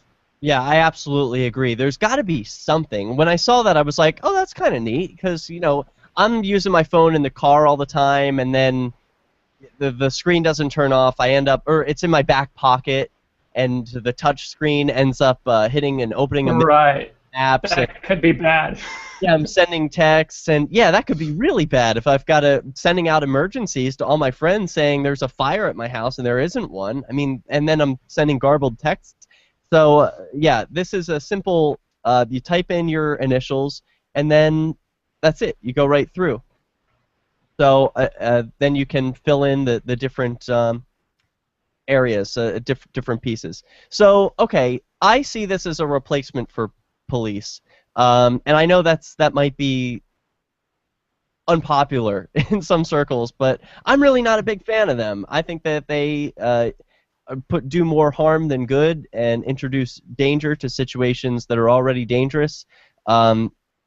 I would like to see my friends and neighbors respond in place of police. Is there some way that this is intended to augment their services, or would you see this as a replacement? We are their replacement. Awesome. I'm so glad to hear that. I think their time is coming to an end. There's better solutions. There's more efficient ways to do things where we don't need to use violence. And, you know, personally, I mean, police, their primary job is law enforcement. It's not protecting people. Peacekeeper is very different. Our primary focus and mission is to protect people. And, you know, you can't have that. You can't have the law enforcement agenda and the protecting people agenda and have a system that works well. That's what I like about your phrase, become a force for good in your neighborhood. That seems to be the Peacekeeper motto. And tell me a little bit about the shirt that you're wearing. Yeah, so this is actually a sample shirt that I got. We ordered about a shipment of about 250, so the shirts are coming in probably this week, so we're going to start selling them online and trying to raise some money to fund the updates that we've been talking about and more developments with the application. And so folks can find that at peacekeeper.org. That's where they can buy the shirts? Right. In about a week to 2 weeks, they will be able to buy the shirts. Tell me more about some of the features of this app. Are there things that I didn't mention that you can do with it that I should know about? The groups thing is very cool. Now I know about that. They're different from allies. What else? You know, for now, it's pretty simple. That's pretty much it. It's very basic. We wanted it to be simple because from the beginning, we knew that when you're in an emergency situation, your adrenaline's pumping, and your focus is about half what it would be otherwise. So we wanted something very easy, and you know, we want better solutions than what we even have now. This is kind of like a proof of concept. It's something. It's a good starting point. We definitely want smoke alarms in the homes that will automatically communicate with the app. We definitely want home alarms, so if there's a breach, you don't have to hit that button. It just communicates automatically. And those are the future developments that we're going to be working on. Well, I'm sure you're going to be getting a lot of feedback about how people are using the app and what sort of features they want. If you've got questions or concerns for Cody, you can call in or join us in the chat room at peacenewsnow.com/live. Still more to come. We're going to learn about what makes Cody Drummond who he is. Why did he develop this app? Well, what's his philosophy about? More coming up. We're going to get personal. A dying Chevron executive is excited to one day become oil. A man wearing red glasses. I think this is great. The managed keepers thing. I was surprised I could start more than one group. Why is that? And we're not on LRN right now. We're only on YouTube and so. You know, there's a lot of stuff that we're kind of waiting for feedback on to make final decisions on, and that's actually one of them is being able to start multiple groups.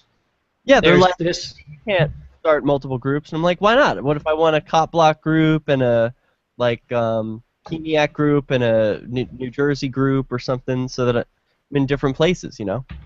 So here was our concern on multiple groups. There's this like scientific theory called the bystander effect. Have you heard of it? Oh, yeah, no, like when there's a lot of people around and there's one person screaming, no one calls 911 because they're like, someone else has got it. Exactly. So the idea is that the more people within a group, the less likely any one person is to respond. So we're trying to push kind of the idea of keeping the group small and very close, so that people actually will meet up and discuss these things and do training together. And when an alert comes out, people will know, hey, I can't pass the buck here. We're the ones responsible. Yeah, I do like that. It's a sense of personal responsibility. It's not just like a social network, like, I'll check my status updates if I see them. It's like, no. The status updates on Peacekeeper actually matter. They're emergencies from your friends.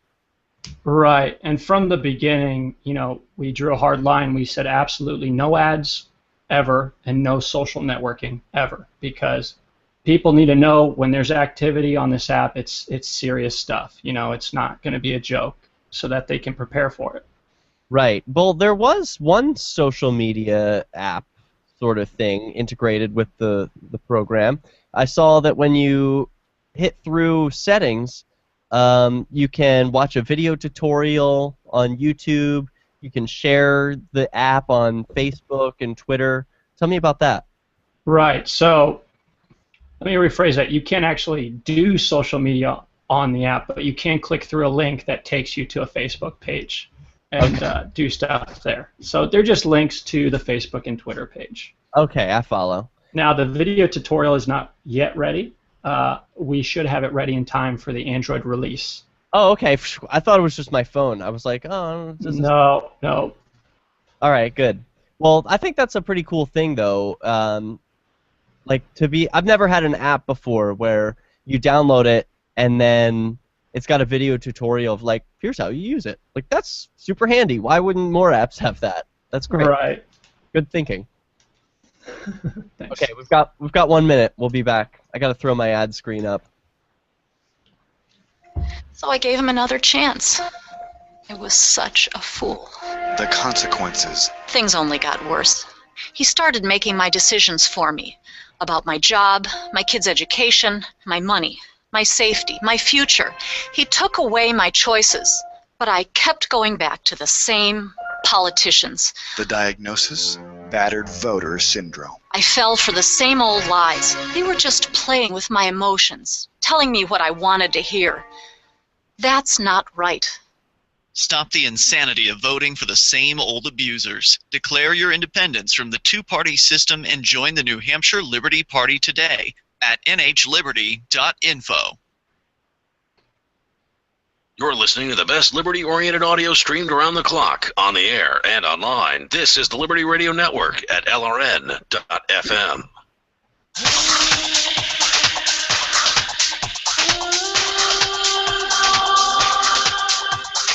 Cody Drummond, Peacekeeper.org. Cody, what's your philosophy about? What are you about? Where did you come from? Be a little more specific. No, I just want to know, you've got some maps behind you. It looks like you might be some sort of international person. Are you from all around the world? Are you from the south of the Americas? Where are you from? I'm from San Jose, California. I was born and raised here on the West Coast. This is where I grew up. I was born in my mother's house. And wow. Yeah, I actually, had a lot of fun as a kid. Never went to school, actually. I just didn't do all that stuff. So, and then never went to school. That makes you. I want to know more about that. Hold that thought. We've got a special caller on the line, Liberty Phoenix. Do you have a question for Mr. Cody Drummond of Peacekeeper.org? Well, I would love to have been able to listen to his portion, but I had something to do. But I wanted to touch on something earlier that you mentioned. It was the article from the New York Times When I was reading it, it kind of felt like like a little bit of like a subtle veiled hit piece. This is from them. Did you get that? You're referencing the article that the New York Times did a front page story of FreeKeene's Robin Hooding, which is where activists feed parking meters to benefit their friends and neighbors so that they don't get parking tickets. Go ahead. Did you say you thought the article was a hit piece against the Free State Project? It was really veiled and really subtle, but I mean, just in the opening headline, you know, "Be free or else," you know, it kind of insinuates this level of violence that the Free Staters bring to New Hampshire, and I think it's completely uncalled for and malicious. Oh, please. Okay, I couldn't have a more different opinion. I don't know if Cody, if you're familiar with this story, it's something that we covered in the first hour. I know you weren't able to be with us, but the story is that the New York Times had a reporter come up to Keene to cover Robin Hooding, which has made a big splash. And I could understand where Liberty Phoenix is coming from, saying it's something of a hit piece, but I think it was more just journalism. The New York Times has to make it flashy. If it's going to be on the front page, I mean, the writing style was just about setting up the stage of there's these government folks and then the anti-government folks, and they're kind of at odds. There's litigation between them. There's Facebook groups between them. There's physical meetings between them. And so, yeah, it was a little contentious, but I don't think it was saying that the Free Keeners were imposing their will on anyone. And if they were saying that, it was sort of an exaggeration for effect. I don't know. That's just what I seem to get from it. Maybe I'm just reading a little bit too much into it. But. Honestly, I thought he was setting himself up for a second story. I thought they wanted to do another report on the Free Keeners because they didn't get their story right the first time. The city manager wouldn't talk to him, the city attorney wouldn't talk to him, and none of the other government folks. Only one guy would speak to them. Any other thoughts that you want to share about the New York Times article before we continue with Cody? Or you should ask Cody Drummond a question. The Peacekeeper.org, the Peacekeeper App guy is here with us right now. You know, I will say that from what I saw of the article, it did seem like they were kind of trying to do a little bit of mockery of the Free State Project. Really? You thought so too? Yeah, that's how it came off to me. Wow, I must really have my blinders on. So tell me why. Why did you think that? Well, I mean, just even from the headline, you know, it was like freeing people who didn't know they were enslaved or something along those lines. It just seemed like it was, I don't know. Yeah, I guess negative. It comes off a little strange. I guess it's negative. I think of it as a positive thing. Is there something wrong with me? Well, I think it's great that we got coverage in the New York Times. Yeah, that is huge. Hey, you say we. Does that mean that you're looking to move? Actually, no, I should. Oh, you got me too excited. They got coverage. You know, one theme on Peace News now is that technology is empowering the individual past the point where government can control him or her.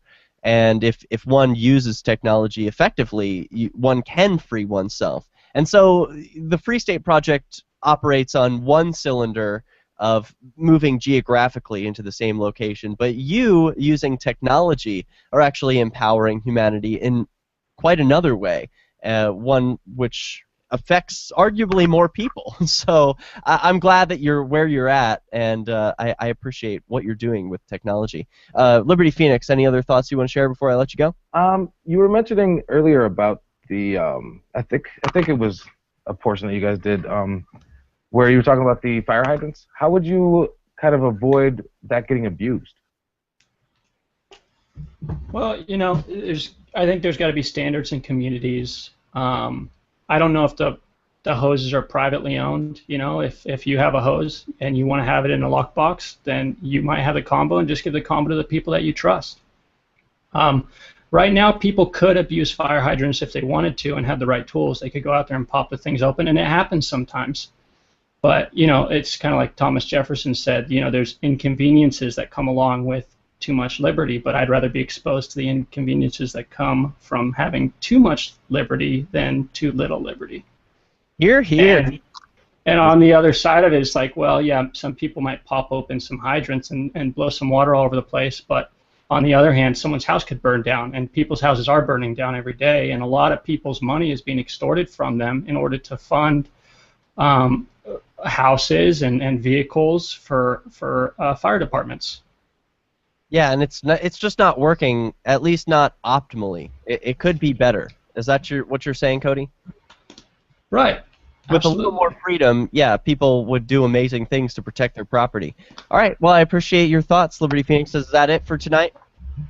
Thanks a lot, guys. I appreciate you. All right, thanks for calling in. Always love to hear from you, Liberty Phoenix, because he calls in on the Skype line, which is Peace News Now, all one word. Or you can ring us if you don't have Skype, 443-424-8347. Spells out Hi-Fi Civ Dis. So before we were interrupted with the call, or we were talking about, shoot, I was like, hold that thought. You did something. Now I didn't go to. So I didn't go to school. So I actually went to kindergarten, and when I was really young, my mom had a big problem with public schools. Yeah, I think rightly so. So she kind of pulled us out, and she wasn't super. She was kind of all into teaching herself, learning herself. So wow, what I even say, I was really homeschooled. I was just kind of like. Were you unschooled? Yeah, pretty much unschooled, I guess is what you would call it. That is so revolutionary. So when was this? Your mother was pretty progressive to be that forward-thinking. Was this in the 80s, 90s? This was in the early 90s. Wow. And was anyone else doing this? Did she have any sort of influence that... No. Like, no hey, one else was doing it. She just knew she didn't trust the schools. Earlier in the show, I played a clip of a man who was arrested at a school board meeting for speaking out. He didn't like the required reading, thought it was pornographic, and didn't want his daughter reading it, but he didn't get a choice because the school board doesn't give you a choice. And so he was arrested for violating the 2-minute speaking rule.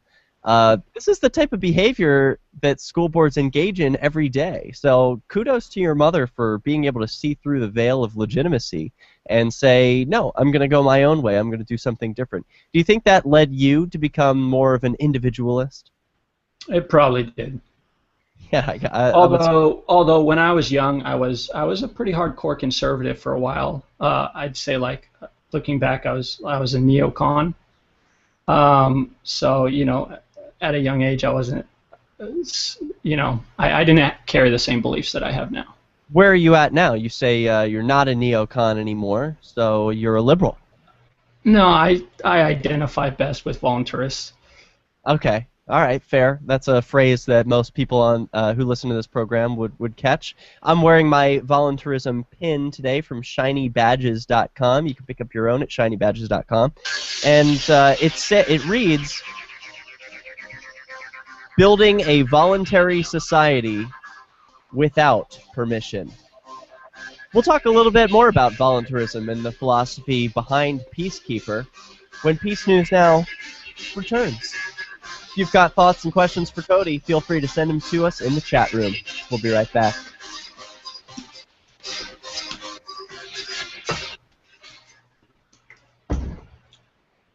This is great. Okay, one more segment. Thanks so much for sticking with us. I'm loving this. Who knew you didn't go to school? That's terrific. I've been talking with my little sisters here. I don't want to just be a bunch of QR codes up on the screen. I'll show my face. I was talking with my little sisters. They're doing ACT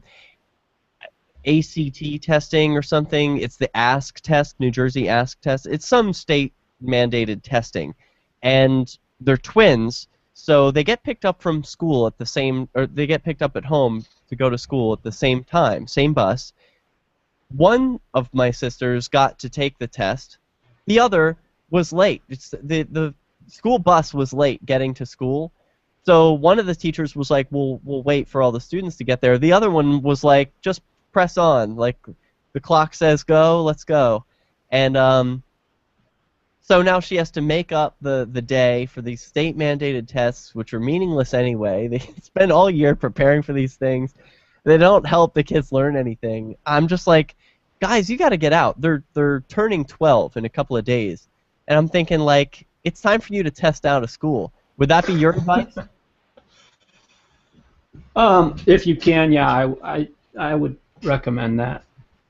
Go and learn the things that you want to learn. We have the internet and we have libraries. There's so much that you can learn without, being bogged down with traditional schooling. What were some of the things that you decided to teach yourself? Did you have access to the internet when you were a kid? Yes. Yeah, I did. Oh, that's a tough question. Well, I don't know on the spot like that. Mine, when I was an independent thinker, I got the opportunity to take these extra classes called challenges, and it was for kids who were like pretty much bored with school, and we got to do our own thing for an hour. And for weeks, I was studying telepathy because I was so interested in the concept of communicating without words or actions, or just, you know, going from your mind to my mind and us communicating that way. I just thought it was remarkable. There was like documented cases of twins being able to do this, or mothers and children. Like the child is in the middle of the ocean, and then the mother just suddenly knows that her kid is in danger halfway across the world. Like, how is this happening? I want more measurements about it. So that was something I delved into. I actually did a little research on telepathy. I also did some research on lucid dreaming. Get out of here! That was exactly where I was going next. And hydroplaning. Have you heard of that? No, astral plane. Or yes, astral projection. Actually, is that what it's called? Wow, yeah, all the same things. This is remarkable. I tried practicing that with a friend for a while. Yeah, me too. Did you have any success? I had some horrible nightmares. Wow. Yeah. So practices. Yeah, it was weird. Like, I had horrible nightmares after I did it. So I was just like, oh, you know what? Forget that. That's whack, yo. All right, let me throw this QR code back up on the screen so I get a little bit of advertising time, and then we'll come back in 30 seconds. Join people who were actually working towards doing the same thing. The people here are awesome, loving, and positive. It was for the adventure and... Hey, y'all, if you are enjoying this program, you can donate in, wow, Dogecoin, Litecoin, Bitcoin, Feathercoin, and Namecoin. And if you want to donate in some other alternative currency, just email me at thederrickj@gmail.com, and I'd be happy to accommodate that for you. Thanks. That's shiresociety.com. While our satellite channel is free to listen to, it's not free for us. You can help us cover our satellite costs with the chip-in on the right side of the page at lrn.fm. Oh, guys, it's so good to be with you. This last segment of Peace News Now Live, we are talking with Cody Drummond about the exciting world of building a voluntary society without permission. Yes, consent matters, but we're not going to ask permission to live free, especially when we have technology that empowers the individual past the point where government is able to control us. If I'm able to tell my friends and neighbors that I have a fire, or there's been an abduction, or there's an intruder in my house, you're darn right I'm going to inform my friends and neighbors and not the police. Do I really want to invite another killer into my home if I've got an intruder already? I'd much prefer a person who's going to come and use whatever force is necessary to stop the intruder and not be looking to prosecute me, as so often is the case when people call 911 and ask for help. They end up being the ones who get arrested. Right. You ever heard of that happening, Cody? Well, you know, that's the difficulty. You know, I don't think all cops are horrible people or killers, but it's like, you know, when you're calling a police officer to your home, you don't know if you're going to get the kind cop or the cop that's not very kind. And I don't like the idea of not knowing who's going to show up at my house. And, you know, I'd say as far as my interactions with police officers, it's about 50-50. Some of them are pretty nice to me. Some of, you know, and a lot of them aren't. So I don't want to take that chance. What's your level of need for this app? Did you have some like horrible incident that happened, and you know, the cops showed up at your house, they were pointing guns at you, and you said, "Whoa, I need to have an alternative"? Or was it just like you heard news stories of this happening to other people? Like, what was the impetus in your life? Well, you know, as I started paying attention, I started realizing how badly the system actually treats a lot of people who don't deserve to be treated badly. And, you know, I have 3 kids, and I think it's easy if you just sit back and use some foresight. It's easy to see that the government and the people that work for the state and are involved in the state constantly are getting more out of hand, wanting more power, and getting more aggressive and more oppressive. It's natural and normal in all forms of government. And I don't want my children to grow up in a world where they're taken advantage of, or they're having some bureaucrat push them around or put their thumb on them, or trying to control their lives. I want my kids to grow up free, and I want them to be interdependent with their neighbors and self-reliant. Do you expect that your children will be able to use this app? Oh, yeah. They are, but will they be able to use it? Well, not at the moment, but in the future, yes. Yeah, okay. Do you have ideas for more apps? Are you looking to replace other government services with applications? Because that was the title of the show that I have for today. Could apps replace police? But I'd like to see apps replace courts, traffic rulers, or whatever you would say traffic cops are. I would like to see the entire state replaced with friendly apps. Yeah, the concept of Peacekeeper actually originated as kind of a desire to correct the justice system. But I realized that the actual work done in the communities needs to come first. You can't go after the justice system first. You first have to teach people and show people that they can actually handle their own protection. And once you do that, the justice system will naturally change.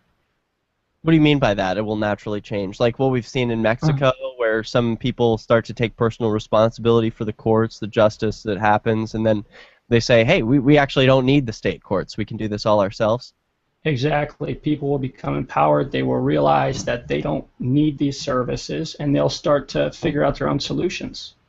So what would be next if you wouldn't, if you talked about wanting to replace the justice system? Do you have a Peacekeeper Courts Edition app in the works? I'm not sure exactly how that would develop, but I think there are possibilities. I don't know if it's an app. I don't know if it looks like that. Yeah, I could see something. Instead of Grindr, you can go and see who your local judiciary who's got services, and they could be rated. It would be like a Grindr app or Tinder or whatever those dating apps, and you would see all the list of people who could provide arbitration services for you, to see their ratings and their histories and their reviews, and then just choose one. I don't know. That's just off the top of my head, just some kind of idea. Hey, tell me about the Peacekeeper team. You're not the only one who developed this, are you? No, not at all. Well, I developed the apps. Well, I didn't code the app, but I developed the concept, and I developed the original wireframe imagery. We've got a great graphics designer, Galen Deming. He does awesome work. He designed this shirt. He designed the app. He did a lot of designing on the website. He designed the Peacekeeper logo. He cleaned it up a lot. I designed the original outline of it, and he just made it look super slick and super awesome. We've got Bruce. He's our social networking guy, and he's putting in work on the social networks and getting us hooked up with people, making connections. Yeah. Bruce is awesome. Bruce, he's great. He's just killing it with the social networking. And, such an important factor, and one I so often overlook. I mean, it's 2014. If you're going to hit the ground hard with anything, you really got to hit it hard with the social media interaction. So well done on that front, and well done, Bruce. Sorry to interrupt, but go on. Absolutely. About your team? Yeah, right now we're going to be bringing more people on board, but right now it's just us three. So are you local? Have you been able to use this app with your neighborhood yet? Do you have any plans, like holding a meeting, a block meeting, like, hey everyone, I developed this app, maybe we could use it? I definitely do. We're moving in about 2 weeks. We're going into a new neighborhood. Won't you flash? Hey guys, I'm the new guy in town, and here's this app that I've got. I'm gonna see. Right. It's a little tough because I definitely am going to do outreach to the neighbors, but it's hard when you don't know the neighbors, because it's very sensitive information and very tricky stuff. So I want to meet some neighbors first. The idea is to meet them, get to know them, and really make sure you feel comfortable calling these people to your house if an emergency happens. I didn't even think of that, but where I live now, I don't know my neighbors. And having this app and me wanting to use it will change my relationship with my neighbors and thus my community. That's a good thing. I mean, that's amazing. Think about the effect of coercive policing. It keeps us all antisocial. It keeps us disengaged. We don't have to know our neighbors because we don't rely on them. We rely on the police to come. So now I will be relying on my neighbors. I will have to know them. And it's going to be a better neighborhood, I would think. Yeah, I totally agree. I totally agree. I think to an extent we've become domesticated in a lot of ways because all these services, you know, all our lives the government's provided these services when really we should have been providing them all along. Right. You mentioned that you have 3 kids, and I'm curious what it's like raising kids as a voluntarist. There aren't that many people who have done it. Well, gee, I don't know. Are there different challenges? I mean, do the soccer moms, you know, give you dirty looks, or what's? Well, so my kids are still very young. They're 3, 2, and about 5 months. Oh, so, okay, yeah. So they're not playing soccer. No, they're not doing anything like that. You know, one of the big challenges that I have with my son is, you know, we've got all these books. We love to read. We probably buy, you know, 5 books a week, and our bookshelves are full of just different stuff. You gotta get a Kindle. What's that? You gotta get a Kindle. Oh yeah, right. One of the challenges is when police things come up in the media or in books, how to necessarily handle it, because there's this like, you know, persona that police are heroes. They're always heroes and they're always to be trusted. And I don't want my children to be too trusting of anybody, you know, not just police, but any group of people.